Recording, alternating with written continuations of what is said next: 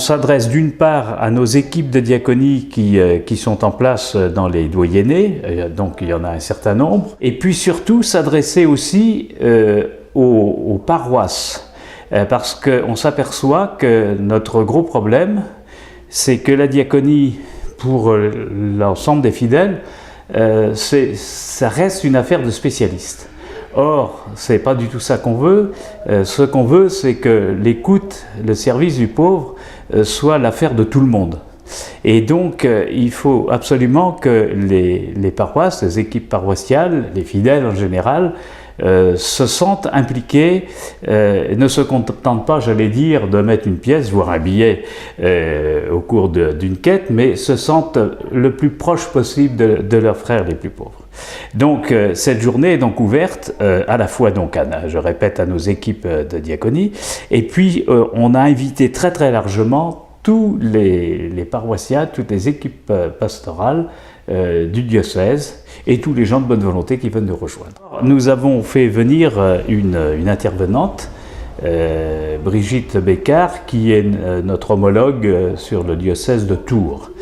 Et l'intérêt de faire venir Brigitte, c'est qu'elle a déjà 5 ans d'expérience derrière elle, et on sait que la diaconie de Tours est très, très dynamique, et donc on lui a demandé qu'elle nous explique comment ça a démarré, comment ça a prospéré, quels sont les problèmes, les difficultés, et donc elle va nous exposer ça pendant un bon moment le matin. Et puis ensuite, eh bien, il y aura une discussion libre avec elle, toutes les questions qu'on pourra se poser. Et alors l'après-midi, en fait, on va travailler. Et là, on va travailler. On a préalablement demandé aux équipes de diaconie de se réunir et d'essayer de retrouver dans leur secteur les paroles de pauvres. Et donc, sur ces travaux-là, on va se poser des questions par équipe, par groupe.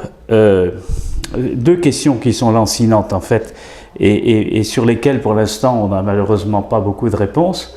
La première, c'est la parole des pauvres. La parole des pauvres dans notre vie. Qu'est-ce qu'on fait de la parole des pauvres? Quelle est la place des pauvres? Qu'est-ce qu'ils ont à nous apporter? Parce que c'est vraiment du donnant-donnant. Et puis la deuxième question, ça revient à ce que je disais tout à l'heure, c'est comment finalement tous les fidèles, et puis les non-fidèles, j'allais dire la périphérie, comme dit notre pape, peut se sentir impliqué dans ce partage, cette écoute du frère. Et puis nous terminons bien sûr par l'Eucharistie, parce que pour nous tout ça, et justement ça revient à ce que je disais au départ, la diaconie par rapport à la solidarité en général, elle est d'abord ancrée sur la prière et sur la présence du Christ.